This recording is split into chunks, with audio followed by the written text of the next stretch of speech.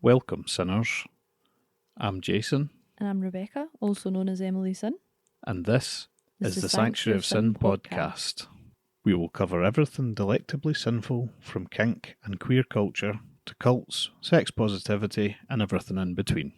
Let's get sinful. Exodus 22:18. Thou shalt not suffer a witch to live. Welcome back to part 2 of Wrath, the demonisation of women's rage and sexuality, where we're going to be taking a look at the Scottish witch trials and around some of the kind of punishments and stuff that were around during that time period. Exciting stuff. I managed to get rid of that deflated feeling from last time. Had a wee break. I think that was well needed. Yep.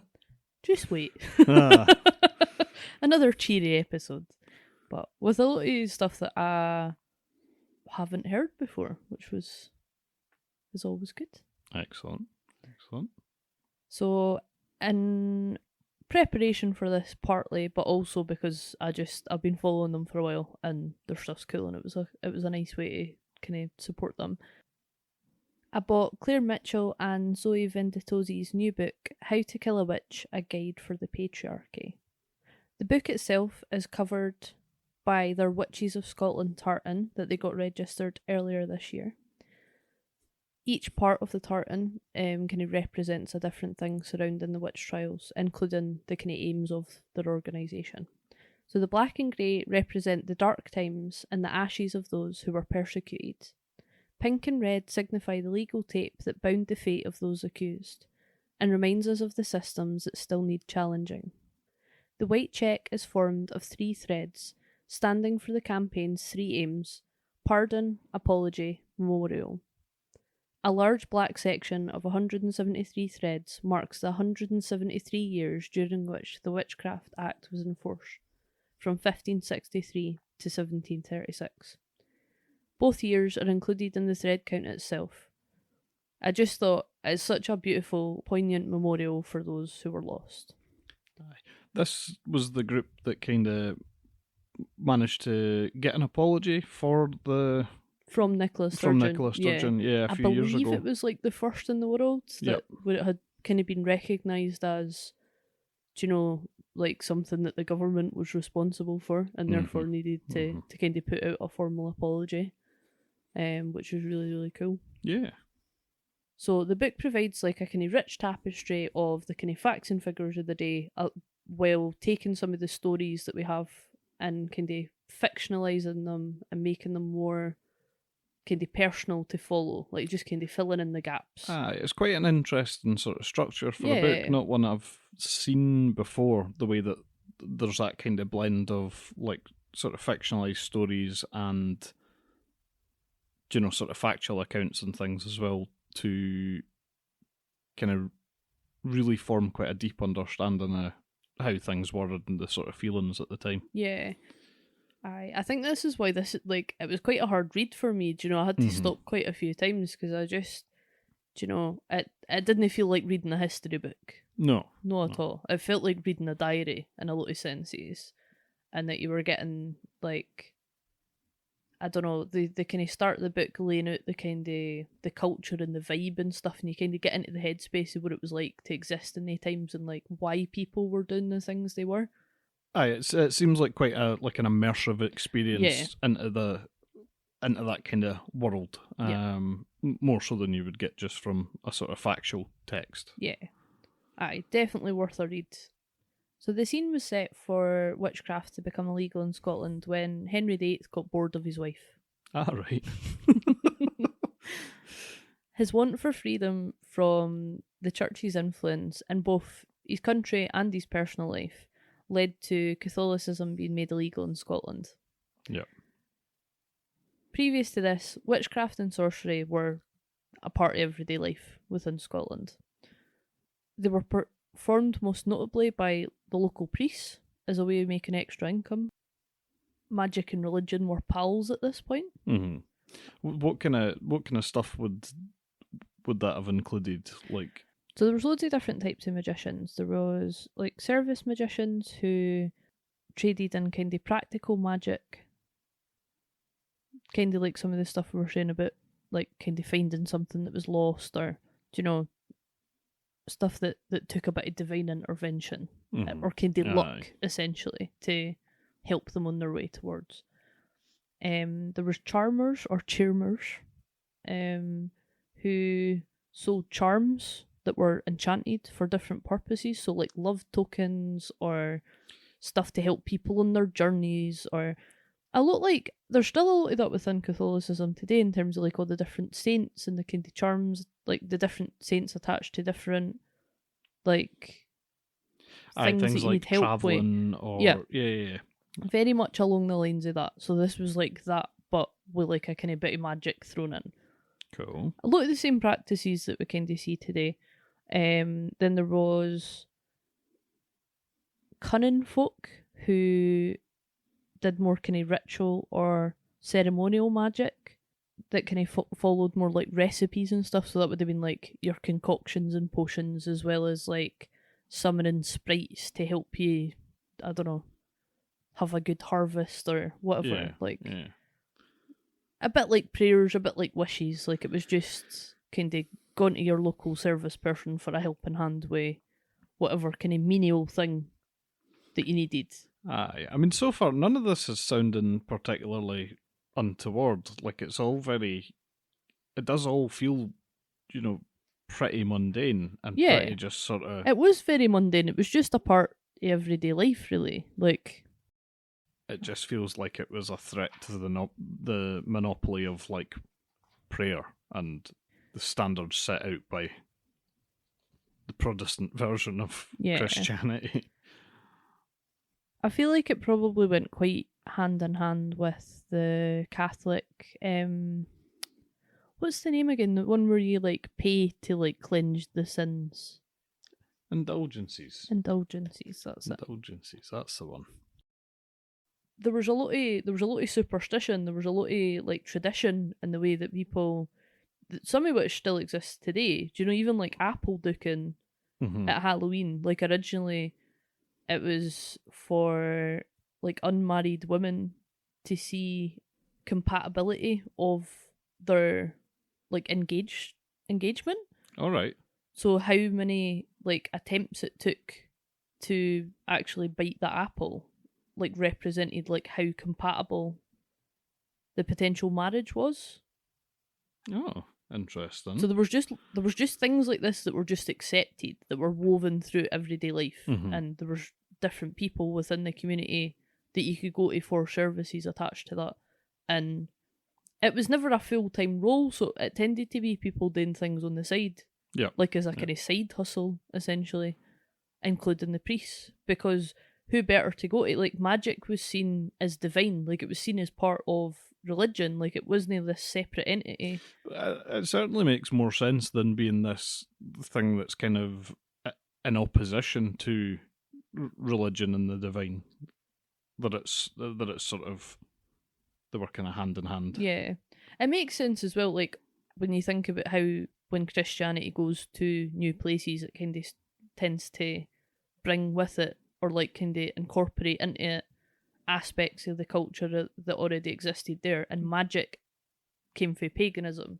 So a lot of the kind of beliefs and faiths and things that people had within the pagan religion kind of got like absorbed by like Christianity and Catholicism, so that these beliefs could still be upheld, but then became under like the church's control rather than being this like other thing. People could still live their lives and have their daily habits and do the things that they always did, but just under the banner of Christianity. Aye, that's the kind of the standard playbook for the expansion of Christianity. Yeah, to the point even the priests were doing it. Yeah. Aye, this is why, like, we'll come to this a bit later on, but they were really specific about like the types of witchcraft that were made illegal, very much like a legal document, and all the jargon. Like there was like necromancy and all these different things were all included in that document, because there were so many different services that came under the kind of magical like umbrella. And were some of them like sort of kept untouched? Some of them were sort of like sanctioned by the church. That yeah, that's still fine. Or this is speculation on my part, but because the law was so clear that it wasn't just performing the things, but also having knowledge of them, that probably having knowledge of any of the surrounding stuff could lead you to suspicion of having knowledge of. Yeah. Like, you didn't even need to actively be caught as such. They had to prove it, and they proved it by torturing you until you confessed. So, it probably wasn't worth the risk. Aye. Folklore and magic were ingrained and interwoven with religion at the time, and regular folks actively believed in magic and superstition. This change of religion also brought about a change in attitudes about magic, with many of the practices being banned and punished due to the hold Catholicism still had on the nation. So this is where this kind of intertwinedness of magic and Catholicism became magic's downfall, with the kind of introduction of the Protestant religion and the need to kind of wipe out all traces of Catholicism within the people. Therefore, not only was Catholicism made illegal, but so was magic and the kind of practices surrounding it, as a way to really stamp it out. Aye, because, again, what better way to frighten people out of opposing the sort of dominant flavour of religion than putting their life on the line? You know, you could be killed if you are practicing Catholicism that just has that wee bit kind of witchy flair that we don't like. Yeah. It'd be much safer to just come and be a Protestant. So because of this, in 1563, the Witchcraft Act was born, which states anyone using magic, having the knowledge of it, or buying magical services will be put to death. So even people just buying the services were at risk of death. Quite extreme. Quite an extreme shift. But that's how you change something really quickly. Yeah. Make it illegal. Aye, with such a severe punishment. Yeah. So the Witchcraft Act, which came into place on the 4th of June 1563, the Queen and her estates and this present Parliament having been informed that several types of heavy and abominable superstition are being used by the subjects of this realm, that being witchcraft, sorcery, and necromancy, and credence is being given thereto, as was in bygone times, against the laws of God, for the avoiding and putting away of all this vain superstition in times to come. It is put into stature and ordained by Her Majesty the Queen and her estates, that no manner of person or persons, of whatever estate, degree, or condition they may be of, take upon hand in any times hereinafter to use any manner of witchcraft, sorcery, or necromancy, not to give themselves further to have any craft or have knowledge of it, thereby abusing the people of the realm. Nor should anyone seek any help, response, or consultation from any users or abusers of the aforesaid witchcraft, sorcery, or necromancy, under the pain of death, as much as to be executed against the user and abuser as the seeker of the response or consultation. So, very wordy, very jargony, very legal sounding. But it's basically, as I said, that it was anybody who is doing witchcraft or sorcery or necromancy. So witchcraft was specifically spells to harm others. Right, okay. Sorcery was like what I kind of mentioned before, like if you were doing any kind of ritual magic, which kind of, I think, became a bit an umbrella term for any of the kind of usual services that people used.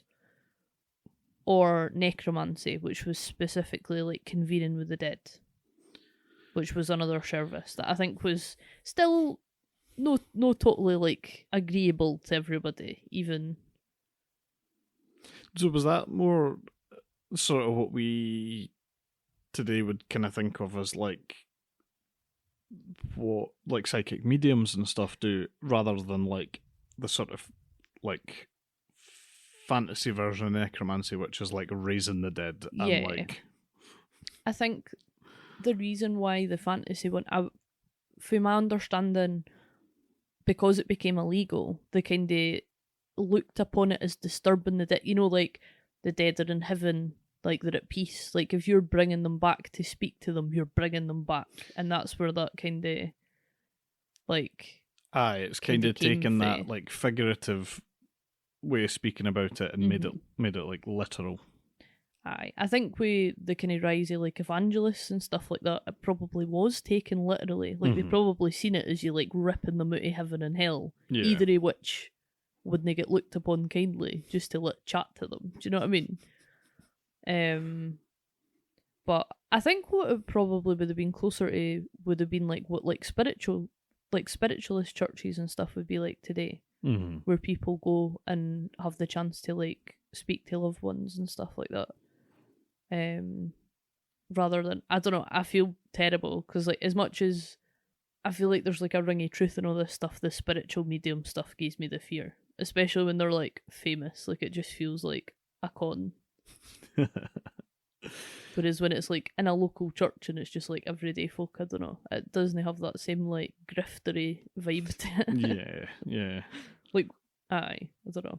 I think there certainly does feel like a sort of griftery vibe when it is like big famous people televised. On the telly. Aye. Like, aye, there's something about that just doesn't sit right with me. So the Queen of Scotland at this point kind of problematically remained Catholic. And well, she still held on to her throne for a wee while. Folk were gunning for her. She wasn't toeing the line. She kind of managed to evade consequences long enough to have a kid, James VI. She was eventually captured after supposedly having her husband murdered and then marrying his murderer. There's a whole other story there with her that's not as simple as that, but the world of convoluted royal drama. Yeah. Like she ended up getting captured by her cousin and spending the rest of her life in prison before she was executed. So, but I'm pretty sure she managed to escape at one point, and there was a whole thing there. But anyway, we're segueing.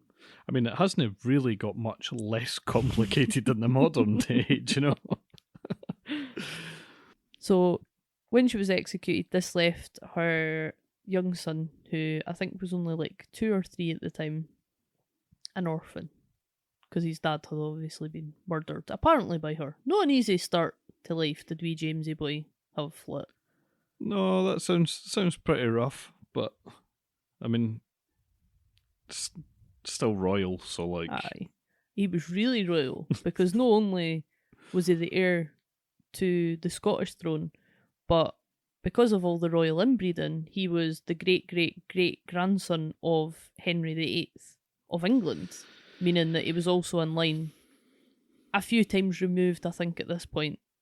There was other people that were older that would get in first, but he was definitely going to end up on the throne. It was on the horizon for him as well, yeah. Yeah. Aye, so wee James grew up an orphan. And also a king, which is a weird... Like, they things feel like total ends of like the economic spectrum to me, but... So what age was he when he became king then? So he was like, is it regent? Or there was people that were kind of put in place to kind of cover for him.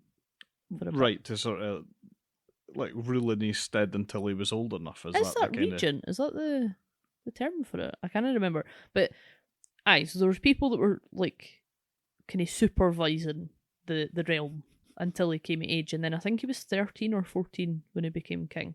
So still pretty fucking young. But he was 3. He was 3 when his mum died. Yeah. Right. Or was killed. So for that sort of like, what, 10 years 11 years, there was people helping him. Yeah.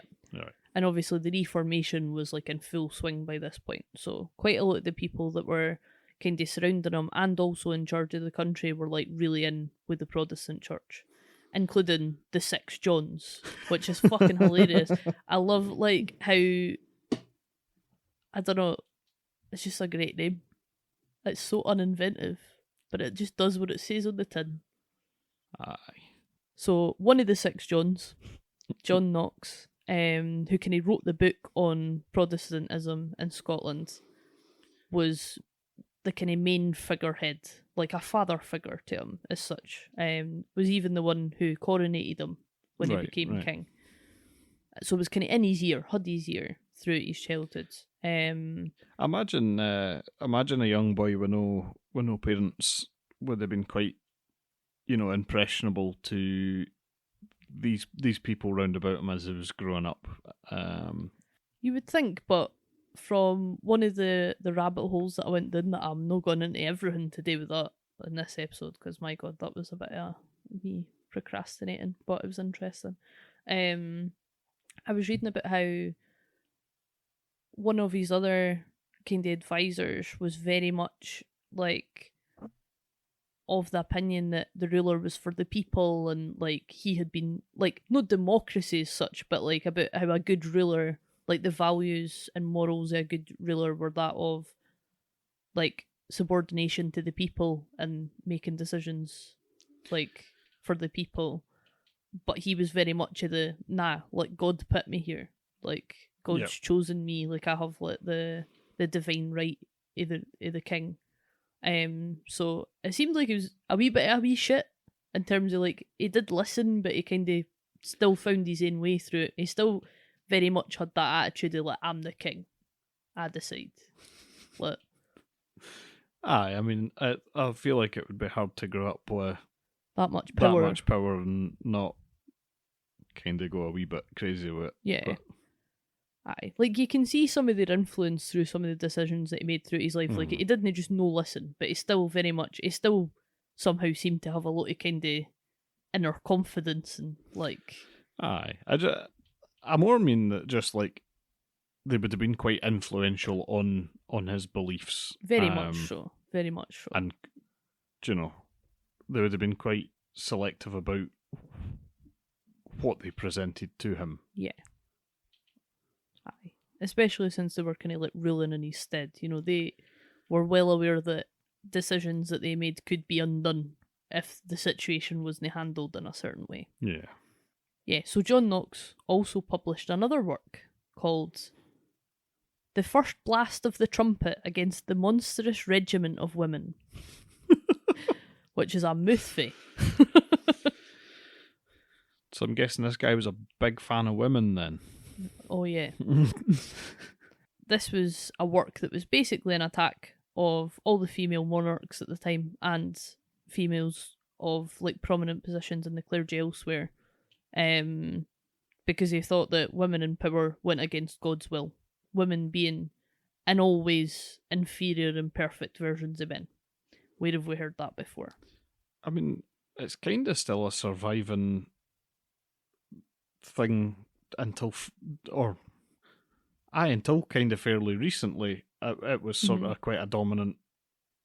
I mean, it still is. Let's be honest. Like, in a lot of, especially like in religion and stuff, it's only been fairly recently that the Catholic Church and stuff has allowed women to be in the kind of higher positions in the church and stuff. So they were shutting to it then.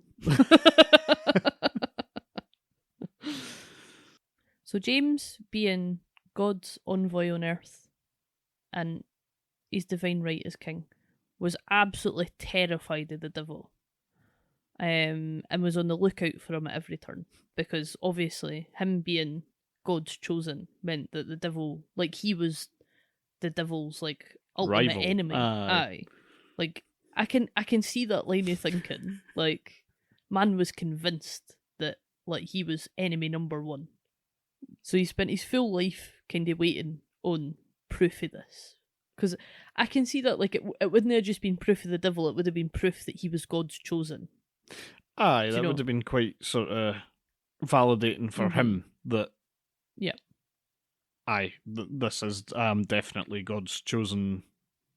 If he was to see proof of that, it would be like proof of God and proof of it would be his untouchable. Right and, yeah.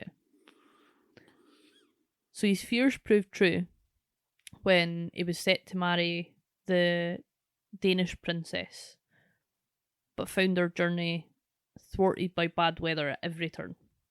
So this was the work of the devil. Naturally. Keeping this marriage from happening. Because it's kind of political influence and all the kind of ties attached. Like, this was going to be world breaking. Yep, they were going to be so influential that the devil had to make the weather bad to Yep. stop them getting married. Yeah. Denmark's own witchcraft hunt was in full swing at this time. So naturally, the bad weather was blamed on witches. And the devil. But through his conduit, the witches. Yeah, so the devil was telling witches to make the weather bad. Yeah. Sending their wee demons in barrels. Sailing the waves on sieves.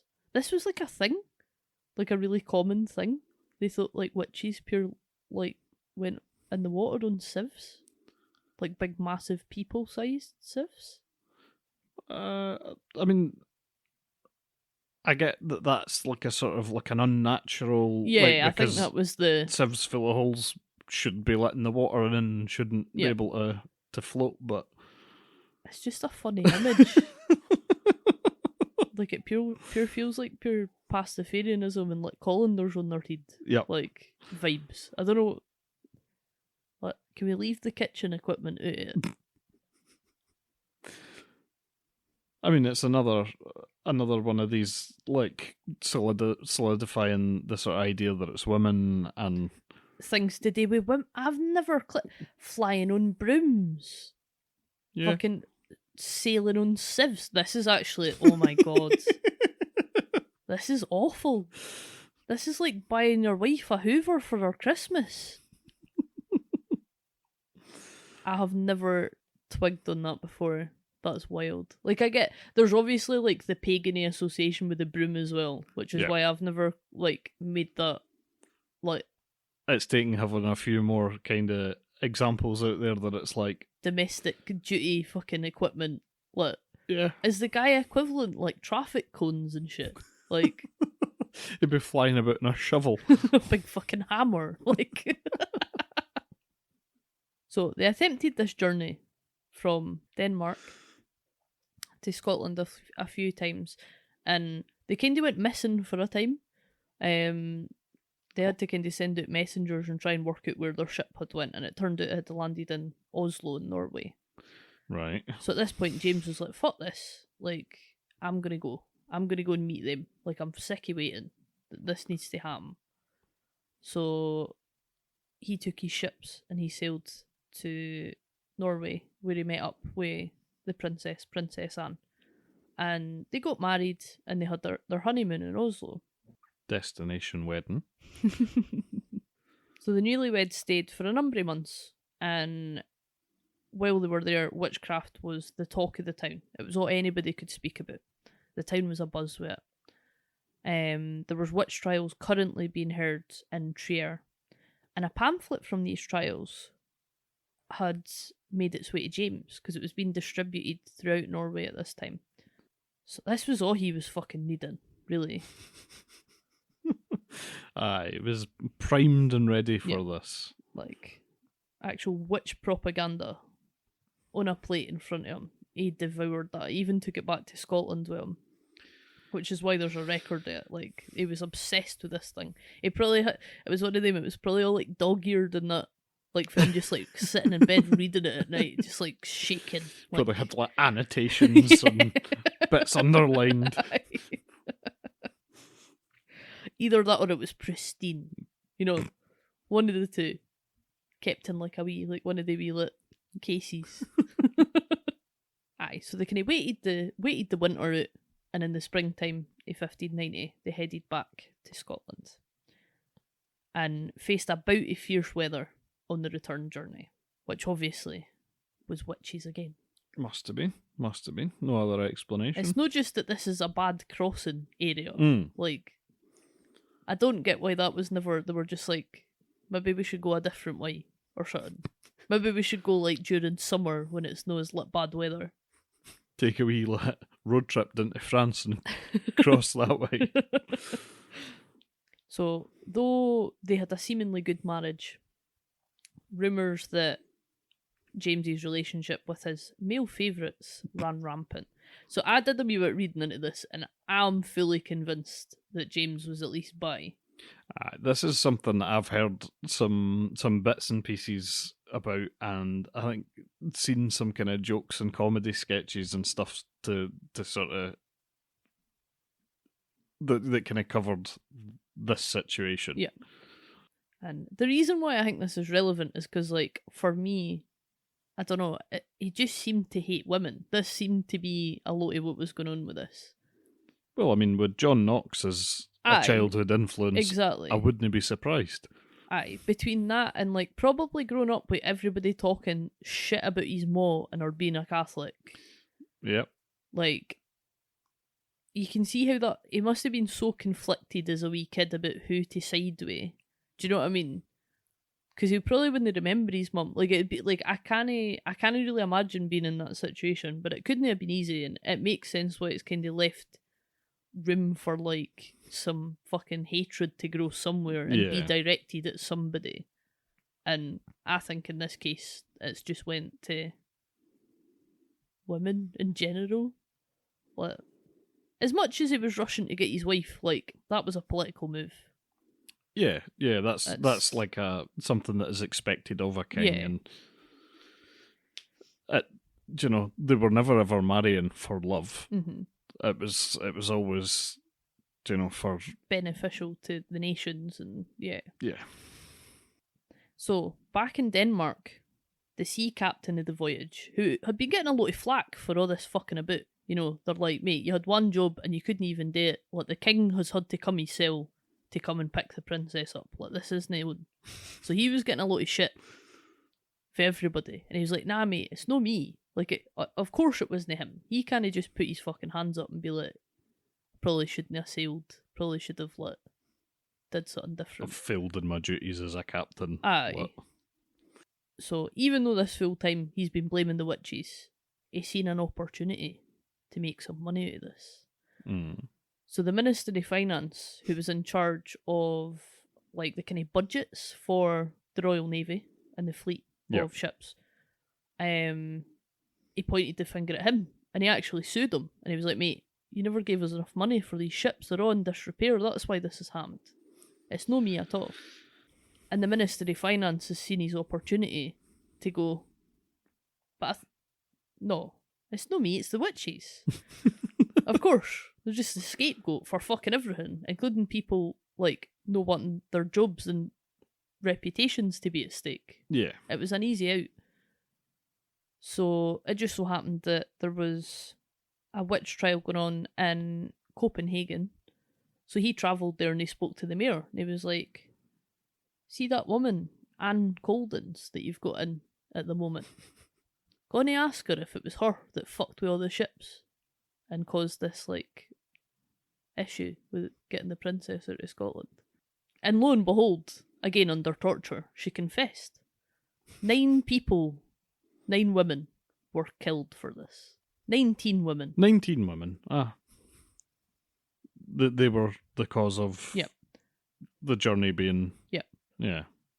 Under questioning, aka torture, they all confessed to not only having a plot to sink the ships, but also for all heading down to the beach together and putting demons in barrels and sending them out into the water.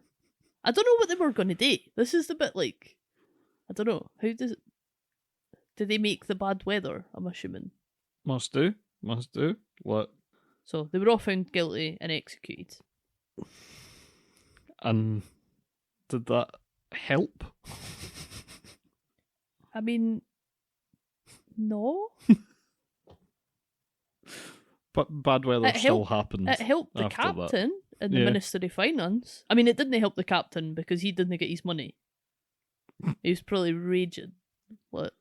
The lengths that they go to shift the blame is, or to avoid having the blame pinned on them. I mean, it's still the same these days. Like, we've spoke about this before.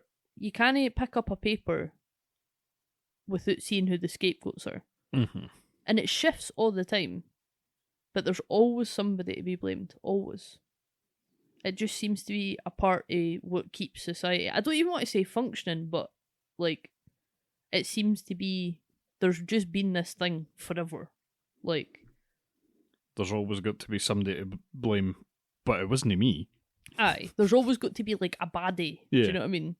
When this news of these trials got back to James in Scotland, he was vindicated.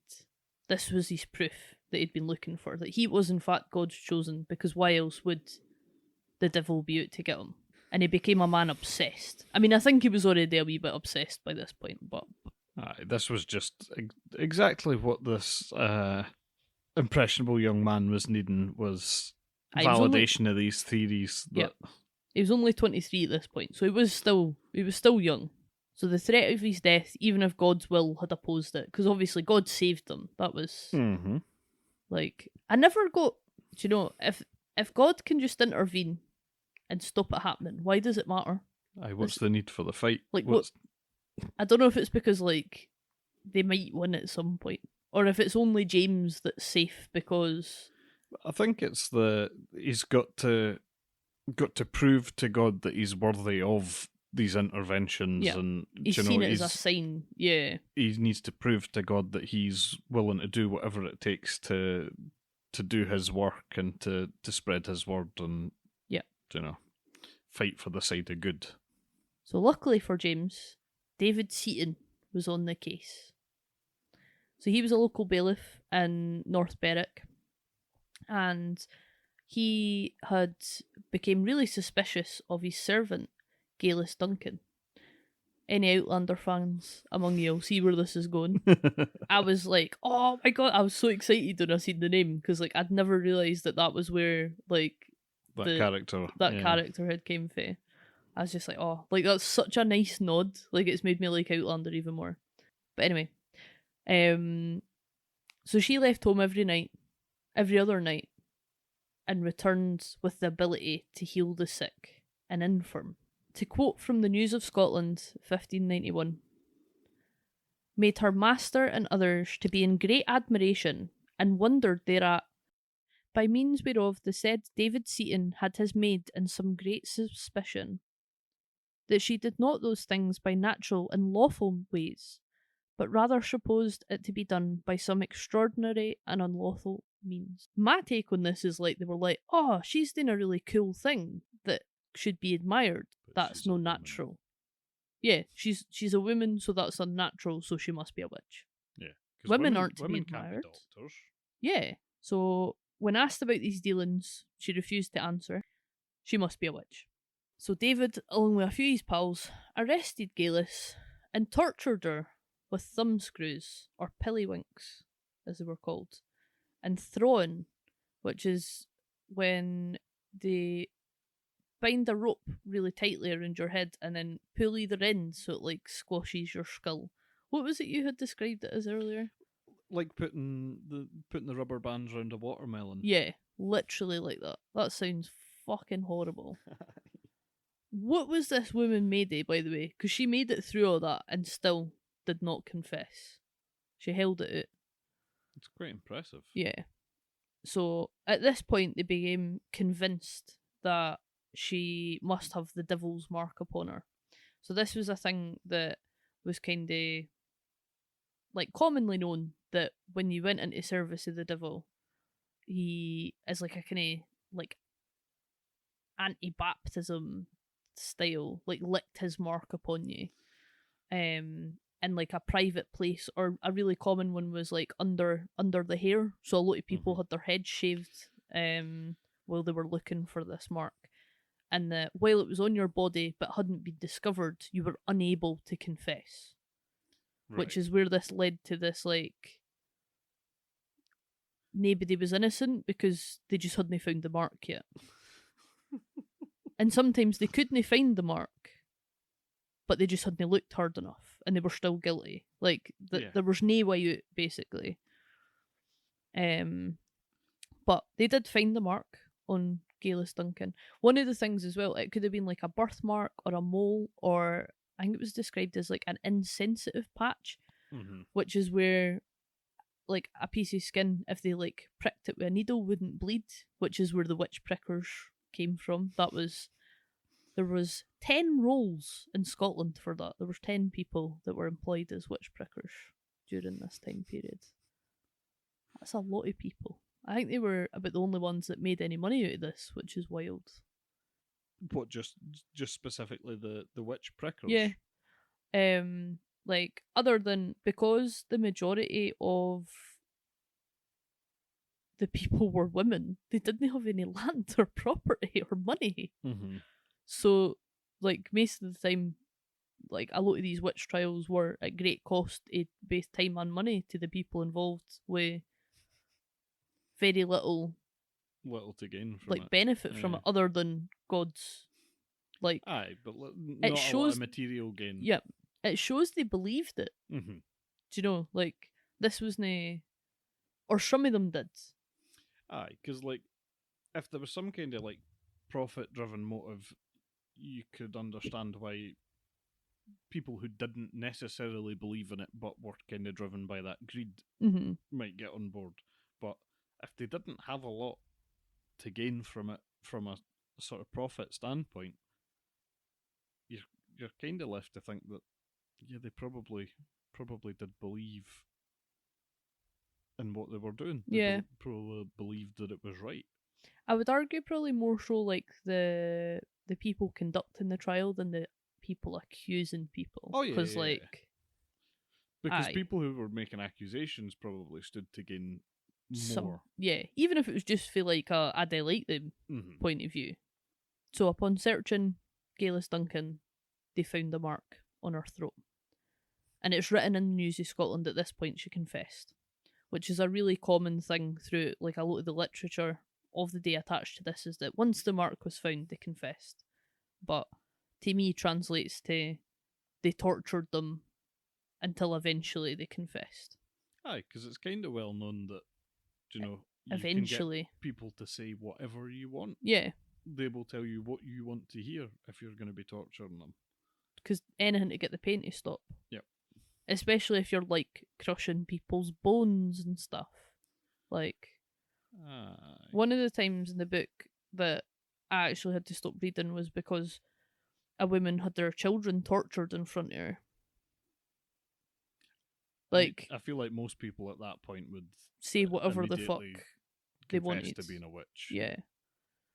And drag other people under the bus in the same breath, which happened fairly regularly.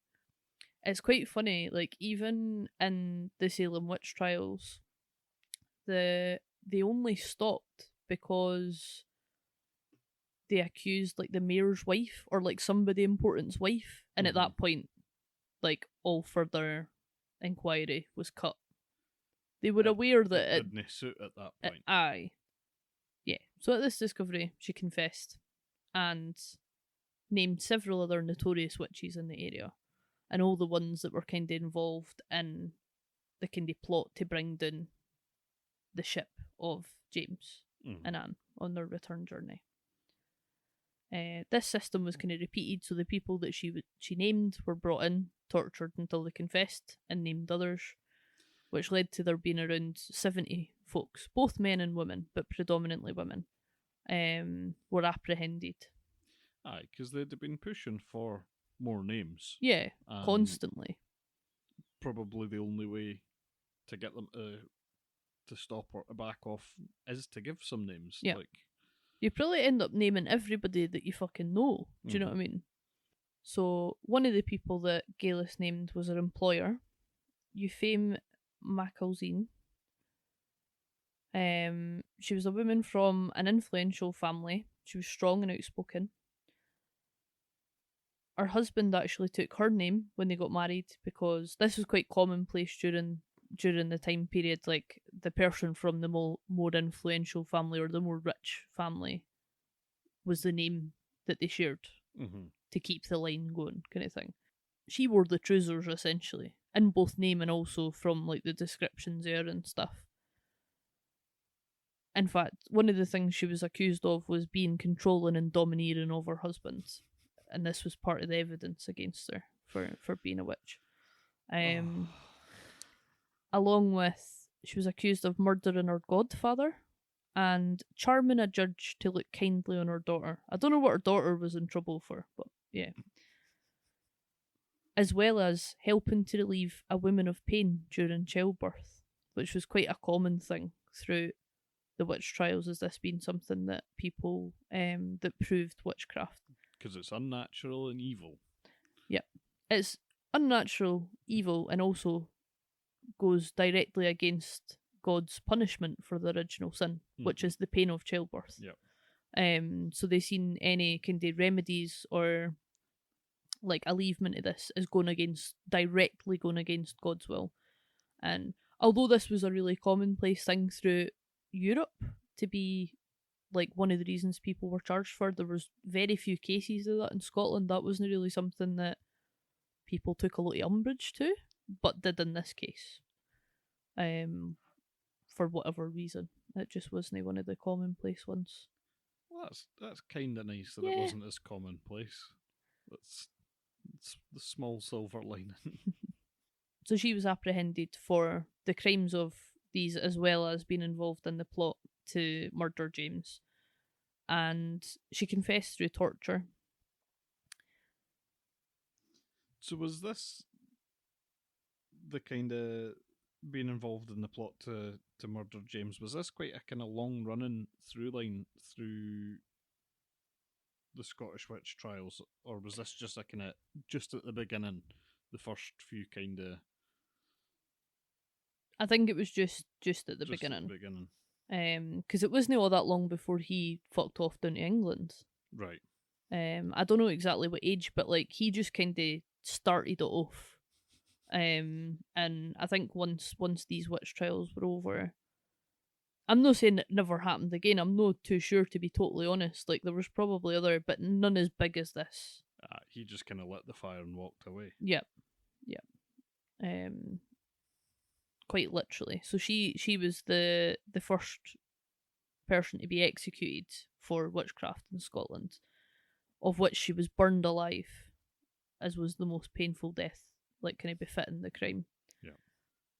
Hers was probably one of the more profitable deaths, in that she had, because her family was wealthy and because her husband had taken her name, she did actually have estates and money and stuff belonging to her, all of which were gifted to the king's allies and favourites. She could not be silenced, so they burned her alive. How barbaric. There's only actually one witch's grave in the Fully Scotland, because it wasn't acceptable for them to be buried, because they thought they could come back. Yep. Which is why they had to be burned. No, many of them were burned alive. Like that wasn't as common here. That was only saved for like the most kind of grievous crimes. Like most of them were like strangled, and then their bodies were burned. But there was only that one that actually got buried. So, do you know where that grave is? It's on a beach. That's because there was something ringing a bell there that it was somewhere that wasn't accessible during high tide or something like that. Because it's that like they couldn't kind of if they did come back, they couldn't sort of get people because they'd be trapped by the water. Yeah, there's a whole other story with that as well. But this has been interesting enough that I want to do like some more in-depth episodes like on the witch trials in Scotland. I thought it was just quite a good kind of introduction into like where, like how it started and the kind of transition between like what we spoke about in the last episode and kind of hysteria, like into the witch trials, into how they kind of began in Scotland, alongside some of the kind of methods and stuff that came into place as part of the kind of culture, I guess, at the time. Aye. I find it mad that even like all the things that led up to this being possible, like with Henry VIII and that, was again all about like women being blamed for like problems that were nothing to do with them. Because like Henry VIII had syphilis, which is why like he wasn't able. It's not that he wasn't able to have kids, but it was like far more difficult than normal. It was like his fertility had been affected by this disease, which is why none of his wives were like producing an heir. But it couldn't possibly have been his fault. So this brings us nicely on to our next section, which is around the Scold's Bridle, or the branks, as it was known in Scotland. So what is a scold? Historically, they're kind of defined as a woman who had a vicious tongue or was causing nuisance by loud invective, which meant she kind of quarrelled with her neighbours and kind of argued with authorities. I would most definitely get fucking labelled a scold back in the day. Like, problem with authority? They take any cunt shit? Scold. Yeah, that definitely would be. So there was actually a male equivalent of this, which doesn't really get Alright. spoken about too much, which was the barrator, which was a bit more about kind of being violent towards others. So it was like someone who like went out and kind of brawled with other people and was never quiet and still quite argumentative and stuff, but like, aye, it was a bit more about the kind of like the more violent end of the spectrum. Aye, kind of a brute. Aye, like someone who, yeah, a brute's a good word. But funnily enough, this term and the punishment for it kind of started to go out of fashion by the early kind of 17th century, around about the same time that the bridle started to kind of come into fashion, which feels linked to me. Yeah. Yeah. I mean, if they're going to bring in a punishment for it, they're not going to want to punish the men. Let's up your lip back in the day, Asbo. But it sounded like it started as an Asbo and then kind of morphed into just a way you like dealing with your wife if she was getting too annoying. Yeah, that's horrible. Yeah.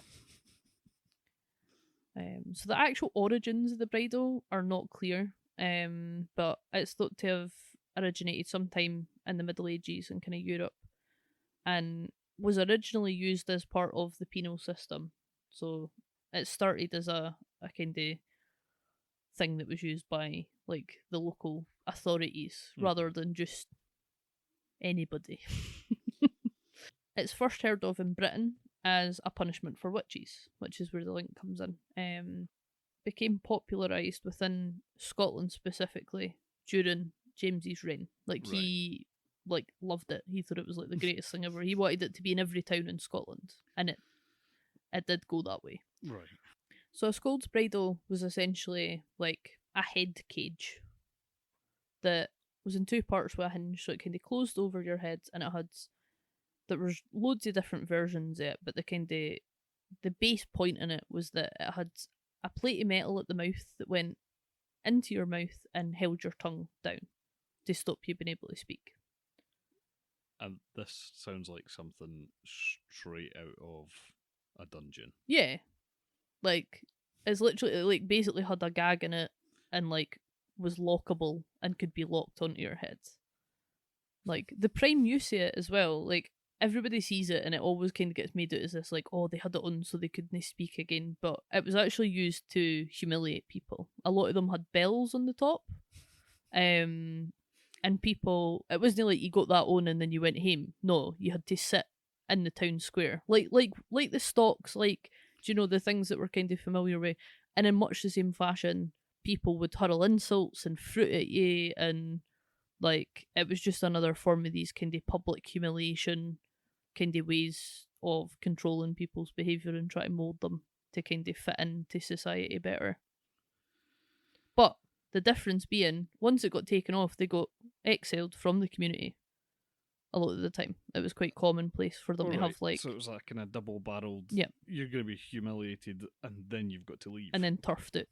Yeah. No, always, but they went hand in hand quite often, especially during the witch trials. Yeah. One of the other kind of there was loads and loads of different versions of them. One of the more kind of fucking horrible barbaric ones came out of Scotland called the Forfar Bridle, which actually had a spike on either end of the plate. So one that went into the tongue and one that went up through the roof of the mouth. I feel like, I don't know, you can look at these things and go, oh, like, what the fuck? But, like, it's mad to think about folk actually wearing them, like, actually being forced into them, like that being, like, clamped down over their mouth and then locked shut, and then being forced to sit in their hometown while everybody that they've ever known, like, pure Game of Thrones style, like, shout shame at them, and, like, aye, it's fucking horrible. People just are a bit horrible. Yeah. Aye, it's really grim to think about. Like, I think it's even grimmer to think about, like, all this stuff still happens today, but just in a much more, like, kind of sanitized, like, kind of insidious way, where it's in our language now. Do you know? Like, the feeling's still there, the motivation's still there, the outcome's still there. Like, women still, like, grow up today being taught to be, like, meek and mild and no make waves and no call it authority, and women need to be small and quiet, and because otherwise people are going to fucking put big spikes through their face and throw eggs at them. Because they don't need to do that now. Like, no, the influence is there. Kind of refined their ability to humiliate and terrorise women. Aye, like, women are still humiliated and terrorised, it's just that it happens in different ways now. It's been modernised. But the effect's the same. Yeah. So the Scold's Bridle's actually where the term "hold your tongue" comes from. Well, that's gross. Yeah. Don't know if I'm going to be saying that one again.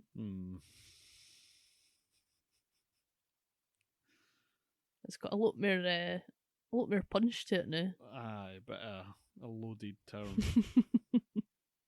So once the bridle was put on, they would get led through the streets by the beadle or chained to the market cross. So not only was it, like, fucking terrifying and obviously pretty sore, like, there's been like, evidence suggesting, like, people's teeth would get knocked out by it and shit like that. Like, obviously it wasn't built the same for everybody. And because they were getting fucking objects and stuff hurled at them, and they had, like, a big immovable metal, like, thing on their head and in their mouth next to their teeth, like, it. Aye, they weren't, like, custom built for each person. It was like one for the town, and yeah. Can't imagine it got cleaned all that much either. I don't think anything really did then, to be fair.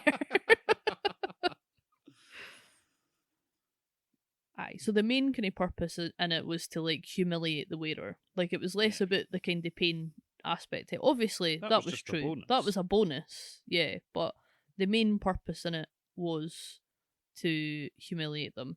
And bystanders were encouraged to kind of jeer and, like, hurl insults, throw objects, spit at, and even urinate on the wearer. Just, like, the most degrading, humiliating everybody could be. So by the end of the 1500s, every sizable town in Scotland had a branks. Sometimes they were displayed attached to the Mercat cross to act as a deterrent. So they had it kind of hanging up in the square as a way to kind of warn people what could happen if they stepped to, like, women. Yeah. What could happen to women if they didn't obey their husbands, be subservient to their husbands, and keep in line. Aye, just a kind of visual reminder. Yeah.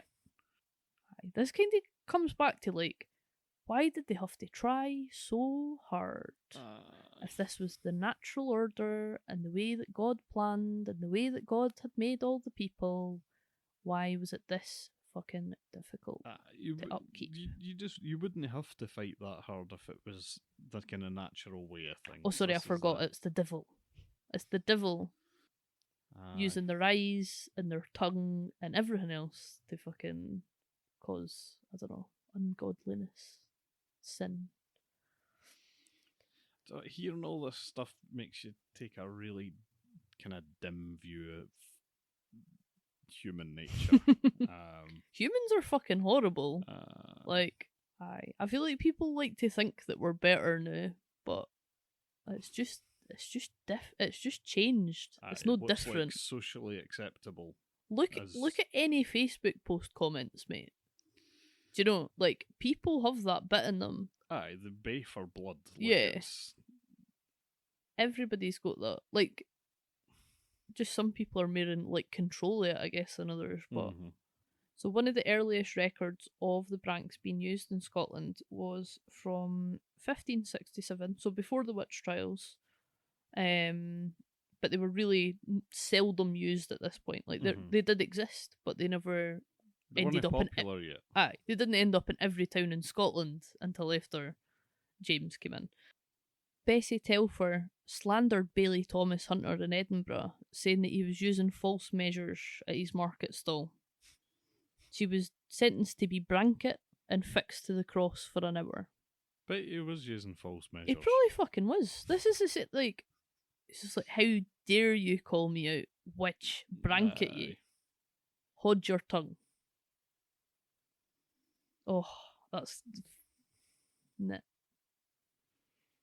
So husbands could request local bailies to have the branks applied to nagging wives. Incredibly, the crime of being a scold, a woman deemed to be annoying or vexatious, was not dropped from the statute books in Britain until 1967. Wow. Yeah.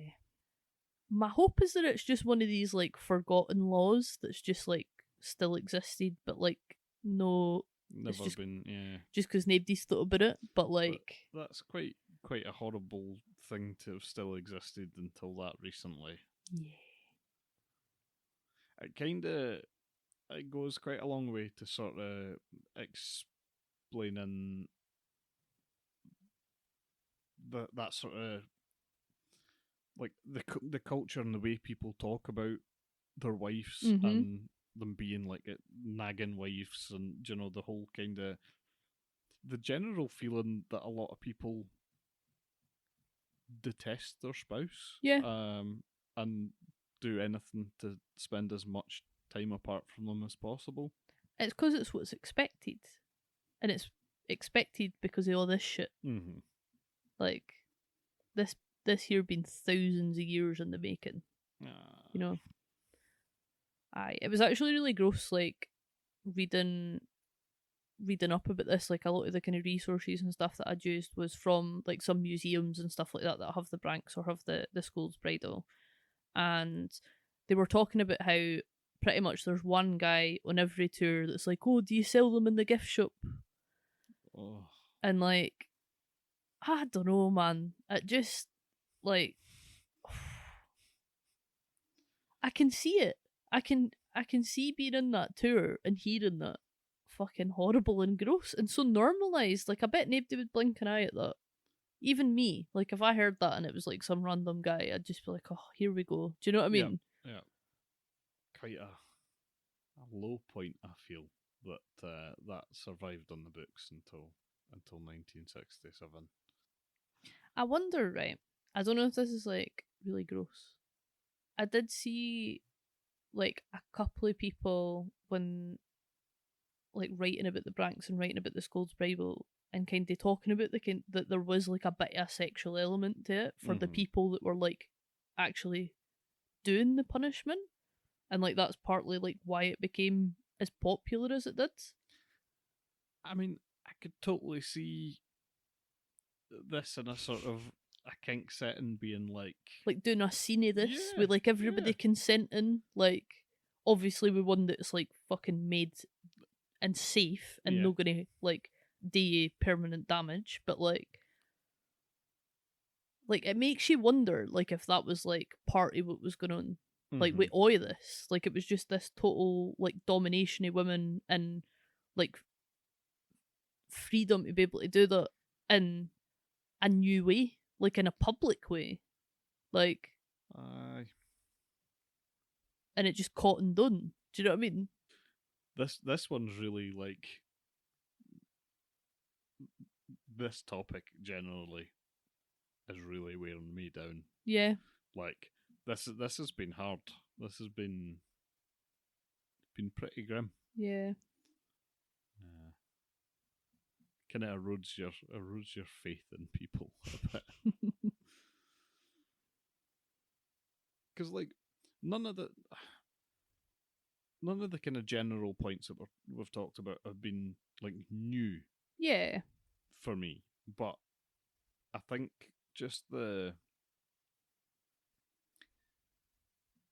continuous barbaric dehumanizing nature of the whole thing. Yeah. And just how persistent it's been is it's kind of difficult to, like, to deal with. Like, it's Mm-hmm. you know, you've got that kind of people are generally good, but, like, you know, there's a few kind of horrible people out there and things like that. But, like, it seems like actually the majority of people are really, really horrible and ready to submit people to torture and whatever for entertainment or personal gain or... I mean, look at reality TV. Yeah. I know it's no torture, but, like, it's still putting people through, like, extreme stress and fucking emotional distress in order for entertainment. Right, sorry, I'm going down a negative path. Let's look at this through a slightly different scope, right? Let's look at this through the scope of, like, the everyday people during, like, Nazi Germany. Do you know, there will be... It's easy to go, oh, like, everybody was bad, everybody was on board with this, but people by nature conform. Yeah. It's built into them, like, people, especially under times where there's, like, fascism going on, which, like, this is fascism. It's just old school fascism. Like, people would have been terrified of being labelled as witches themselves, so then they're going to conform. They're going to join in. They're going to stick in with the crowds. They're going to no make waves if you didn't. Yeah. And that is how a lot, like, do you know, it could have been every single person in that crowd was against it. Doesn't matter. But they've all got to play the part of supporting what's going on to not draw suspicion. There would have been massive amounts of that going on, let's be honest. Not everybody was pious. They would have, like, a lot of people would have been, but there would have been people that were, I don't even want to use the word pious. I don't know how to... brainwashed comes to mind. Do you know? Like, there still would have been people that seen what was going on as wrong. There was still people that spoke out against the church. It's just a lot of them ended up getting burnt as witches, so it kind of... that's quite a good deterrent, you know, to kind of stop that happening again, which is probably why it went on for as long. Aye. Don't lose all faith in humanity. Like, it's shitty. Shitty is too small a word. Like, it's fucking atrocious what has went on. But not everybody was in on it. Aye. I think it's quite easy to sort of lose sight of that when you're in the middle of all this. Totally. I get it. But people are just people at the end of the day, and when, you know, it's not just that the people in power are, like, have loads of power. They're just murdering people, like, and they're murdering people, like, in the most horrible, painful ways possible on the regular. It's like, no, why would you speak up in that instance? But if you did, then you're going to die. You need to be sort of prepared for... Aye. Like, if you speak out against this, you are likely to die. And the likelihood is you speaking out is not going to change it. Mm-hmm. And on that bombshell.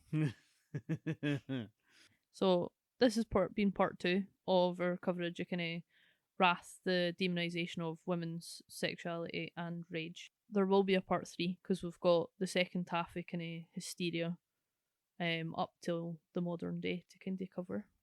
Hope you guys come back for that next week. Aye, see you next week. Bye.